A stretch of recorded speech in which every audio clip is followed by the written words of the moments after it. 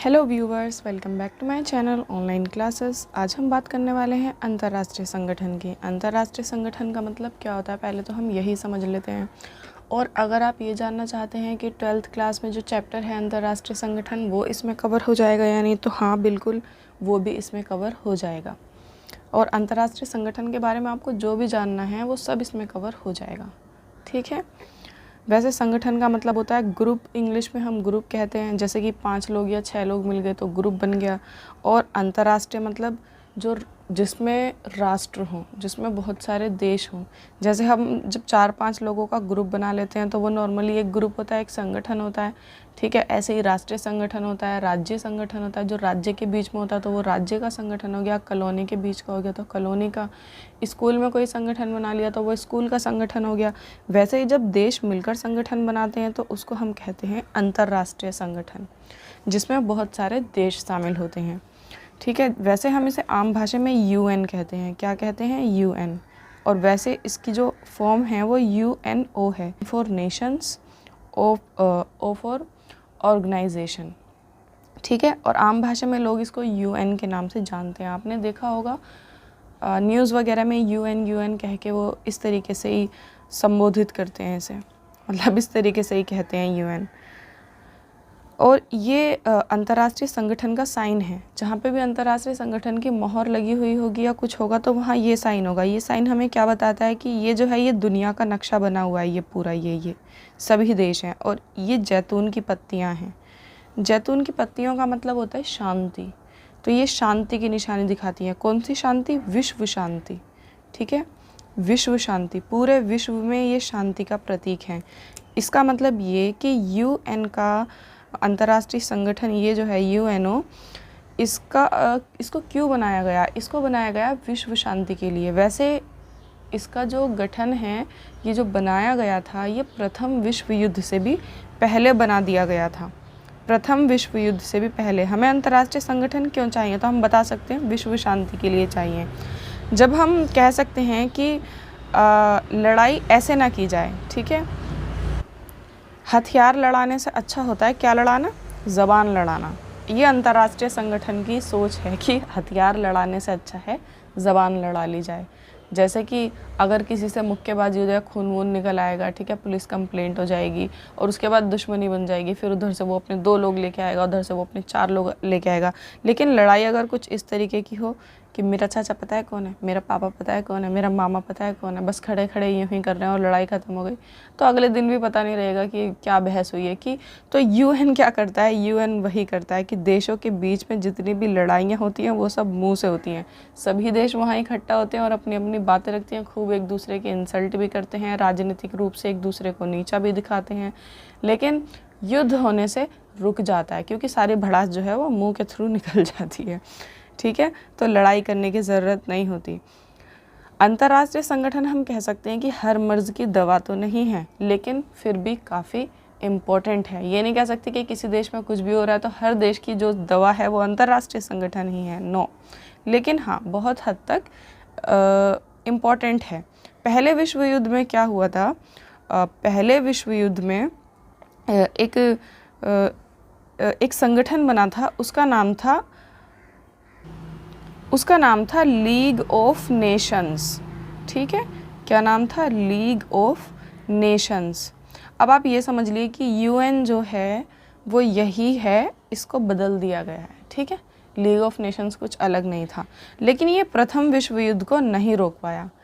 उसके बाद द्वितीय विश्व युद्ध हुआ, उसको भी नहीं रोक पाया। लेकिन द्वितीय विश्व युद्ध से पहले UNO बन चुका था, लेकिन वो द्वितीय विश्व युद्ध को भी नहीं रोक पाया। उसके बाद हाँ, शीत युद्ध को रोक लिया, फिर शीत युद्ध भी हुआ था, उसको रोक लिया। तो अगर हम UNO की बात करें,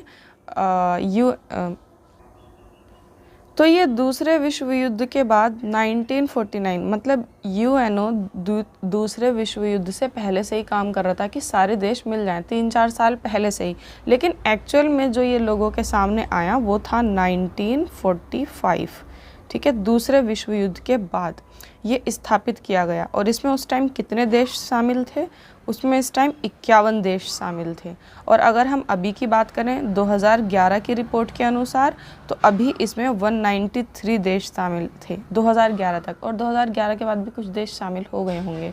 ठीक है, तो अभी हम इसके बारे में थोड़ा सा जान लेते हैं कि इसमें क्या होता है। इसमें क्या होता है, इसमें 5 ना स्थायी सदस्य होते हैं। स्थायी सदस्य मतलब हमेशा वो उसके सदस्य बन के ही रहेंगे।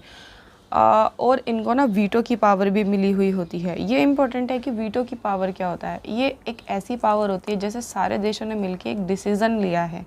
अब आपको ये तो पता ही होगा कि डिसीज़न किसी ना किसी के खिलाफ तो होगा ही, किसी ना किसी देश के खिलाफ।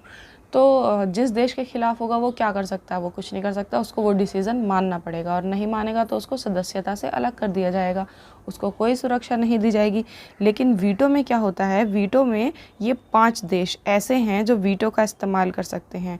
इसमें ये होता है जैसे कोई भी डिसीज़न लिया है और इन देशों को ऐसा लग रहा है कि ये डिसीज़न सही नहीं है, तो ये अपनी वीटो की पावर का इस्तेमाल करके उस डिसीज़न को मना कर सकते हैं कि आप ये डिसीज़न नहीं ले सकते, और वो डिसीज़न खारिज हो जाएगा और फिर उस पर दोबारा बात की जाएगी। अब आप देखिए कि ये कितना बड़ा है वीटो की पावर। लेकिन वीटो की पावर सिर्फ 5 देशों को मिलती है, और वो है अमेरिका, रूस, ब्रिटेन, फ्रांस और चीन। सिर्फ इन्हीं 5 देशों को। क्यों? क्योंकि जिस टाइम यूएनओ बना था उस टाइम दूसरा विश्व युद्ध हो गया था और बहुत सारे देश गरीब हो गए थे। तो उस टाइम अमेरिका बहुत पावरफुल था, रूस भी बहुत पावरफुल था, ब्रिटेन पावरफुल था, फ्रांस और चीन उभरती हुई शक्ति था। तो ये पांचों उस टाइम काफ़ी पावरफुल थे, ये बन के बैठ गए स्थायी सदस्य। और बाकी स्थायी सदस्यों के अलावा इसमें 10 सदस्य होते हैं अस्थायी। मतलब बहुत सारे सदस्य होते हैं वैसे तो, लेकिन 5 तो स्थायी हैं और 10 होते हैं अस्थायी जिन्हें सुरक्षा दी जाती है, लेकिन इनके पास वीटो की पावर नहीं होती। बस ये 2-2 साल के लिए इनको खुश कर दिया जाता है कि 2 साल के लिए बैठ जाओ, ठीक है, आपको भी पता चल जाएगा कि सदस्य बन के कैसा लगता है। वो इम्पोर्टेंट वाले सदस्य 2 साल बाद रिप्लेस कर देंगे बच्चे की तरह और किसी और को बिठा देंगे। जैसे मान लीजिए इस बार कोई 10 देश लिए स्थायी सदस्य बनाने के लिए, तो नेक्स्ट 2 इयर्स में वो वहाँ से आउट हो जाएंगे, नॉर्मल वाले सदस्य बन जाएंगे। फिर 10 और देशों को ले लेंगे 2 साल बाद, फिर वो अस्थायी सदस्य बन जाएंगे। और एक बार जो सदस्य बन जाता है फिर उसको दोबारा नहीं लिया जाता। ठीक है, जब हम किसी भी देश की बात करते हैं तो वहाँ की कोई फेमस चीज़ दिखा देते हैं, या फिर किसी भी जगह की बात करते हैं। जैसे कि हम दिल्ली की बात करते हैं तो वहाँ पे क्या दिखाते हैं, इंडिया गेट या फिर लाल किला वगैरह ऐसे दिखा देते हैं। अगर अमेरिका की बात करते हैं तो वहाँ पर वो एक स्टैचू दिखा देते हैं, वो हाथ में एक टॉर्च टाइप लिए रखते हैं, statue of liberty, I think यही नाम है।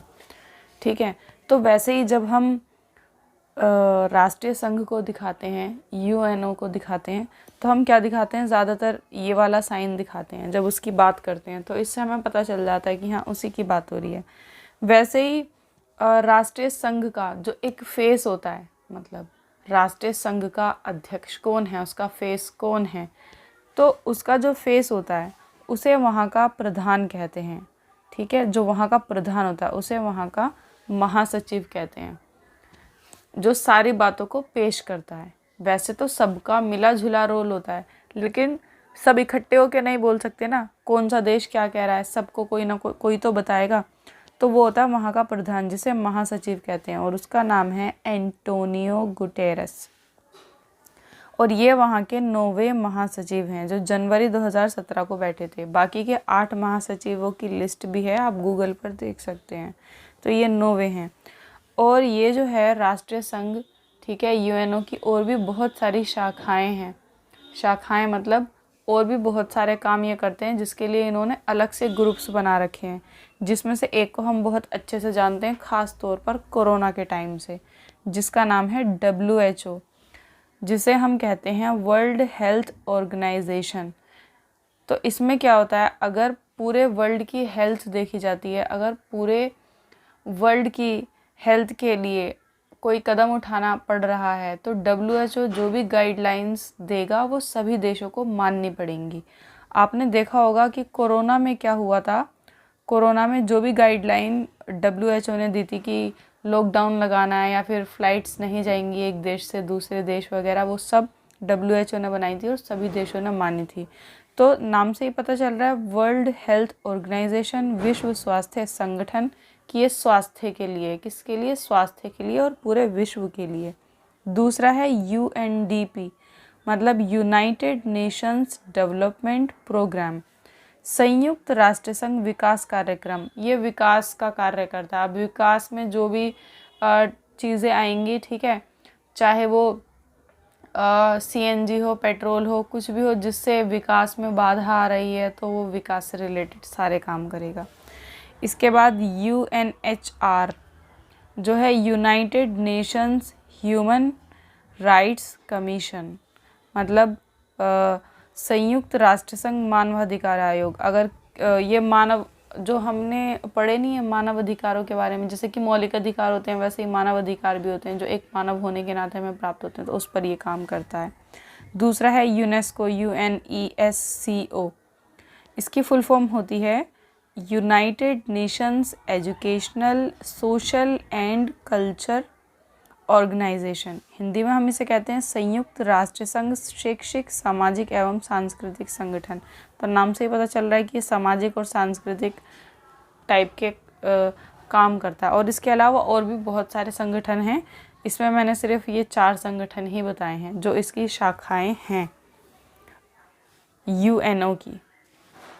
अब हम इसके कार्य के बारे में बात करते हैं कि ये संगठन बनाया ही क्यों गया। तो हमने स्टार्टिंग में ही इसके कार्यों की बात कर ली थी कि मुंह से लड़ाई कर, हाथ पैरों से लड़ाई करने से अच्छा है कि मुंह से लड़ाई कर ली जाए, ठीक है। तो वहाँ पे विश्व युद्ध होने के चांस बहुत कम हो जाते हैं।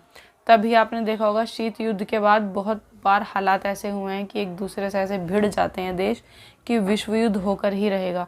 क्योंकि जब पहले विश्व युद्ध हुआ था तब परमाणु शक्ति उतनी नहीं थी। अब हर किसी के पास तो परमाणु शक्ति है, तो कोई भी गुस्से में आएगा तो सबसे पहले परमाणु ही बम मारेगा फेंक के, ठीक है। तो उससे एक देश का तो सत्यानाश होता ही नहीं है, साथ में आजू बाजू वाले सारे देशों का सत्यानाश हो जाता है। तो अभी युद्ध को रोकना सिर्फ दूसरों के लिए नहीं, खुद के लिए भी बहुत महत्वपूर्ण है। तो इसका मेन कार्य यही है, लड़ाई को रोकना, ठीक है। विभिन्न देशों के बीच ऐसे झगड़ों का निपटारा करना जो आगे चलकर युद्ध का रूप ले सकते हैं। अब झगड़ों का निपटारा कैसे करना है वो तो UNO खुद ही जाने। वो एक देश को धमकी दे सकता है, दूसरे देश को पीछे हटने के लिए कह सकता है, और अगर ऐसी नौबत आ भी जाए, मान लो कि युद्ध छिड़ ही जाए, तो उनके दायरे पेश करना। जैसे मान लीजिए एक क्लास में 2 बच्चों की लड़ाई हो रही है, तो टीचर का काम है उन बच्चों को लड़ाई ना होने देना। लेकिन फिर भी दोनों ने एक दूसरे के बाल पकड़ ही लिए हैं, तो अब दूसरों को ना वो गाइडलाइंस बता दें, मतलब ये बता दें कि अब तुमने बाल पकड़ लिए हैं तो ज़्यादा ज़ोर से नहीं खींचने हैं, एक दूसरे को ज़्यादा ज़ोर से धक्का नहीं मारना है, मुक्केबाजी नहीं करनी है, आराम आराम से लड़ाई करनी है। इस टाइप से मतलब उसको बता देना है अगर युद्ध छिड़ गया कि शत्रुता के दायरे क्या हैं, कि आप वहाँ के नागरिकों को नुकसान नहीं पहुँचा सकते, या आप ये नहीं कर सकते, वो नहीं कर सकते, क्या कर सकते हैं, क्या नहीं कर सकते वगैरह, ये बताना। क्योंकि अगर ये नहीं बताया तो बिल्कुल देश इस तरीके से भिड़ जाएंगे कि उसको तो नुकसान पहुँचाएंगे, आसपास वाले देशों को भी नुकसान पहुँचाएंगे और नागरिकों को भी नुकसान पहुँचाएंगे। तीसरा, पूरे विश्व में सामाजिक आर्थिक सुधार करना, ठीक है। सामाजिक तरीके से भी सुधार करना और आर्थिक तरीके से भी, ये 3 इम्पोर्टेंट कार्य इसके हैं। इन्हीं को आप फैला फैला के लिख सकते हो, खूब बड़ा कर करके, अगर आपसे पेपर वगैरह में पूछा जाता है। अगर हम बात करें इस संगठन की, तो क्या ये एक ऐसा संगठन है जहाँ पे कोई भी एक देश लीड कर रहा है और बाकी सब जो हैं उसको सुन रहे हैं, कि किसी एक का दबदबा चल रहा है वहाँ पे? नहीं, ये कोई ऐसा संगठन नहीं है। जब हम 4-5 लोगों का ग्रुप बनाते हैं तो उसमें एक हमारा लीडर होता है, ठीक है। लेकिन इसमें ऐसा नहीं है। ये है एक्चुअल में संगठन इसलिए बहुत सारे देशों का, ताकि सब मिलकर एक अच्छा काम कर सकें, युद्ध से बच सकें और बहुत सारी चीज़ों से बच सकें और बहुत सारे काम मिलकर कर सकें। तो ऐसा कुछ नहीं है, ये एक ग्रुप है। लेकिन फिर भी आपने देखा होगा कि ऐसा सिर्फ कहा जाता है। यहाँ पे 5 स्थायी सदस्य, जो 5 दादागिरी करने के लिए दादा बिठाए हुए हैं, वो किस लिए बिठाए हुए हैं, ठीक है। तो ये स्थायी और अस्थायी सदस्यों का क्या लेना देना है, अगर ऐसा नहीं है कि ये सिर्फ एक ग्रुप है। तो यहाँ पर कहने वाली बातें बहुत सारी हैं और जो बातें एक्चुअल में हैं वो अलग हैं। जैसे कि रियल लाइफ में भी हम देखते हैं कि कहने के लिए अलग चीज़ें होती हैं और वैसे अलग चीज़ें होती हैं। जैसे कि आपने देखा होगा बहुत सारे लोग शो ऑफ करने के लिए ये दिखाते हैं कि हम कितने अच्छे हैं, बट एक्चुअल में वो उतने अच्छे होते नहीं हैं। वैसे ये फॉर्मूला ना हर जगह अप्लाई होता है, यहाँ पर भी। लेकिन अगर हम 1991 के बाद के बदलावों की बात करें तो वर्ल्ड में बहुत सारे बदलाव आ चुके हैं। तो उस हिसाब से इन सब चीज़ों को, इन फॉर्मूलों को चेंज करना चाहिए। जैसे कि नंबर 1, सोवियत संघ बिखर गया था बिल्कुल, ठीक है। अमेरिका सबसे ज़्यादा ताकतवर है इस टाइम। रूस और अमेरिका के संबंध अच्छे हैं।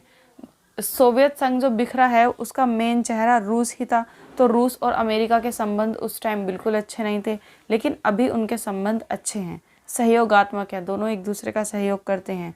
चीन बड़ी तेजी से महाशक्ति बन रहा है और एशिया की अर्थव्यवस्था अप्रत्याशित तरीके से तरक्की कर रही है, जबकि पहले उतनी नहीं थी। अनेक बहुत सारे देश यूएनओ में शामिल हो गए हैं, पहले नहीं थे इतने देश, पहले 51 थे, अब 193 से भी ज़्यादा हैं। विश्व के सामने अब अलग चुनौतियां हैं। पहले सिर्फ एक चुनौती थी कि विश्व युद्ध ना हो, लेकिन अभी बहुत सारी नई कड़ियाँ आ गई हैं, जैसे जनसंहार, एक दूसरे को मारना, ठीक है। लोग एक दूसरे को इस तरीके से मारते हैं, वो भी बहुत बड़ी तादाद में, धर्म के नाम पर, कभी जाति के नाम पर, कभी किसी नाम पर। गृह युद्ध, अपने ही देश में युद्ध हो जाता है दो कम्युनिटी के बीच, तो ये एक बहुत बड़ी प्रॉब्लम है पूरे वर्ल्ड के लिए। कहीं पर काले गोरे को लेके प्रॉब्लम, कहीं हिंदू मुस्लिम, कहीं मुस्लिम ईसाई, कहीं पे किसी चीज़ को, कहीं किसी, मतलब हर जगह पे किसी ना किसी जाति, धर्म या रंग को लेके प्रॉब्लम है, जहाँ इस मामले में गृह युद्ध खुद ही छिड़ जाता है। इनफैक्ट भाषा तक को लेके प्रॉब्लम है, भाषा के ऊपर भी गृह युद्ध हो जाता है। गृह युद्ध होता है अपने ही देश में दो कम्युनिटी के बीच में युद्ध हो जाना। जातीय संघर्ष, आतंकवाद एक बिल्कुल नई चुनौती है, पहले ये नहीं था। परमाणविक प्रसार, हर देश में परमाणविक प्रसार होता जा रहा है, हर देश के पास परमाणविक ताकत फैलती जा रही है। और जलवायु में बदलाव, ये एक बहुत बड़ी चीज़ है, ठीक है, पूरे विश्व के सामने। पर्यावरण की हानि, पर्यावरण की हालत इतनी ख़राब हो रही है, और सबसे इम्पोर्टेंट महामारी, जैसे कि अभी कोरोना आया था। तो इतनी सारी चीज़ें हैं विश्व के सामने, अब सिर्फ यही मुद्दा नहीं है। तो कहने का मतलब ये है कि 1991 के बाद इतने सारे बदलाव हुए हैं, तो इन सारे बदलावों को देखते हुए यूएनओ में भी, ठीक है, ये जो राष्ट्रीय संगठन है, इसमें भी काफ़ी सारे बदलाव करने की ज़रूरत है। क्योंकि ये संगठन किस लिए बनाया गया था? ताकि विश्व युद्ध को रोका जा सके और विकास हो सके। अभी विकास के मुद्दे बदल चुके हैं, अभी मुद्दे क्या हो चुके हैं, अभी ये हो चुके हैं ये सारे, तो इसकी बनावट में भी थोड़ा सा चेंज आना चाहिए। अब हम दूसरी तरफ ये देखते हैं कि इसकी बनावट में चेंज हम इसलिए कहते हैं क्योंकि हम उन 5 सदस्यों में से एक सदस्य नहीं है, नहीं तो ऐसा नहीं होगा कि हम ये चाहते हैं कि जो 5 दादा दादागिरी कर रहे हैं उसमें से अगर एक दादा हमें भी बना दिया जाए तो हम ये कहना छोड़ देंगे कि इसमें कोई बदलाव नहीं होना चाहिए, क्योंकि हम भी उस चीज़ में शामिल हो गए। हम तब तक ही तो किसी चीज़ को बुरा कहते हैं जब तक उसका हमें फ़ायदा ना हो। अगर हम भी उन 5 में से मान लो 6 सदस्य हो जाते हैं तो हम खुद सपोर्ट करना शुरू कर देंगे कि नहीं, इसमें बदलाव नहीं होना चाहिए, नहीं तो हमारी पावर छिन जाएगी, वीटो वाली पावर। खैर, अभी हम बात करते हैं 1989 की, कि इसकी जो डिमांड है कि इसको थोड़ा चेंज करना चाहिए, ये 1989 से ही चल रही है, ठीक है।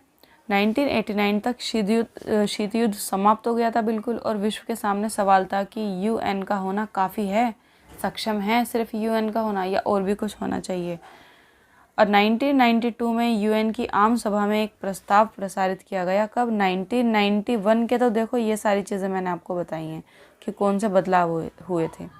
अभी यहाँ पर हम बात कर रहे हैं 1992 की। 1992 में ये प्रस्ताव वहाँ पे रखा गया था अंतर्राष्ट्रीय संगठन में, यूएनओ में, संयुक्त राष्ट्र संघ में, कि सुरक्षा परिषद अब राजनीतिक वास्तविकताओं की नुमाइंदगी नहीं करती। ये जो 5 देशों को सुरक्षा दी हुई है, ये मतलब किसी की समझ में नहीं आ रही, और भी देशों को मिलनी चाहिए या सबको बराबर मिलना चाहिए। इसके फैसलों पर पश्चिमी मूल्यों और हितों की छाप होती है। मतलब ये जितने भी फैसले लेता है तो ऐसा लगता है कि जो पश्चिमी देश है ना, यूरोपियन कंट्रीज़ हैं और अमेरिकन कंट्रीज़ हैं, उधर की तरफ की छाप होती है। मतलब वो जो चाहते हैं वही ये अंतर्राष्ट्रीय संगठन करता है, उनके फ़ायदे का सौदा करता है ये हमेशा। और इन फैसलों पर सिर्फ चंद देशों का दबदबा होता है। ऐसा नहीं होता कि 193 जितने भी देश, या 193 से ज़्यादा हो गए होंगे अब, जितने भी देश इसमें शामिल हैं वो सब इससे खुश होते हैं, नहीं। कुछ 4-5 देशों का ही दबदबा इस पर रहता है, जिनका इनको फ़ायदा होता है, और यही इससे ज़्यादातर खुश रहते हैं, बाकी उतने खुश नहीं रहते हैं। तो ये सवाल उठा था वहाँ पर, और सुरक्षा परिषद में बराबर का प्रतिनिधित्व नहीं है। कुछ देशों को ज़्यादा सुरक्षा दी गई है और कुछ देशों को ये वीटो की पावर दी गई है, कुछ देशों को कुछ नहीं दिया हुआ।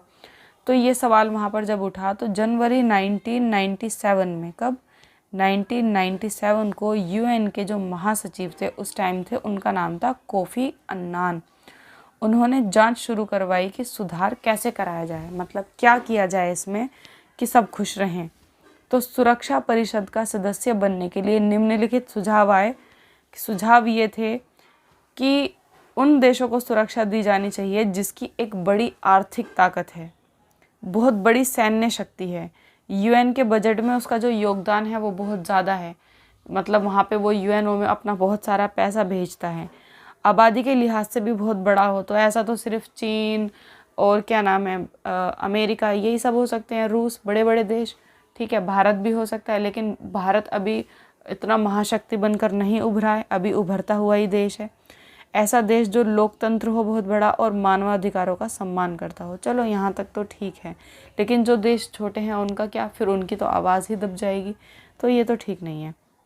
अगर कोई ऐसा देश होगा तो वो ज़रूरी है कि ये सारे हित, मतलब वो सारे हित पूरे कर सके। मान लीजिए कि वो बजट वाला हित पूरा कर सकता है, आबादी वाला भी कर सकता है, आबादी बढ़ा देगा चलो, लेकिन आर्थिक ताकत बढ़ा देगा, सैन्य ताकत बढ़ा देगा, लेकिन वो उसके लिहाज से भी बड़ा होना चाहिए, मतलब कहते हैं एरिया वाइज भी वो बड़ा होगा, तभी तो उसमें जनसंख्या भी ज़्यादा होगी। एक सवाल ये खड़ा हो जाता है, मान लीजिए सभी देशों की ताकत अगर बराबर कर दी जाती है, ठीक है, जैसे 4-5 देशों को वीटो की पावर दी गई है, ऐसा नहीं किया जाता, तो और सभी देशों की ताकत बराबर कर दी जाती है, तो जो 4-5 देश हैं वो तो पहले से ही काफ़ी ताकतवर हैं, तो वो इस ग्रुप से हट जाएंगे कि उनको क्या फ़ायदा ग्रुप का, जब उनको बड़ा चढ़ा कर दिखाया ही नहीं जा रहा। और जब ग्रुप में ताकतवर देश ही नहीं रहेंगे तो फिर ग्रुप का लीडर कौन बनेगा, तो ग्रुप की मानेगा कौन, क्योंकि ताकत की वजह से ही तो ग्रुप चल रहा है। तो ये सवाल भी खड़ा हो जाता है कि अगर ऐसा करते हैं तो बड़े देश वहाँ से निकल सकते हैं, क्योंकि उनकी कोई दिलचस्पी ही नहीं रहेगी उसमें, और वो अपनी रुचि के अनुसार, ठीक है, अपने अनुसार वो बाहर जाके कोई भी काम कर सकते हैं, या फिर अपना खुद का एक संगठन बना सकते हैं और दूसरे देशों के खिलाफ काम कर सकते हैं। तो सवाल वापस से वहीं का वहीं अटक जाता है कि ऐसे कौन से बदलाव होने चाहिए जिससे सबका फ़ायदा हो। आई होप आपको वीडियो अच्छा लगा होगा, सो प्लीज़ चैनल को सब्सक्राइब करें, वीडियो को लाइक करें। मिलते हैं नेक्स्ट वीडियो में, बाय गाइज़।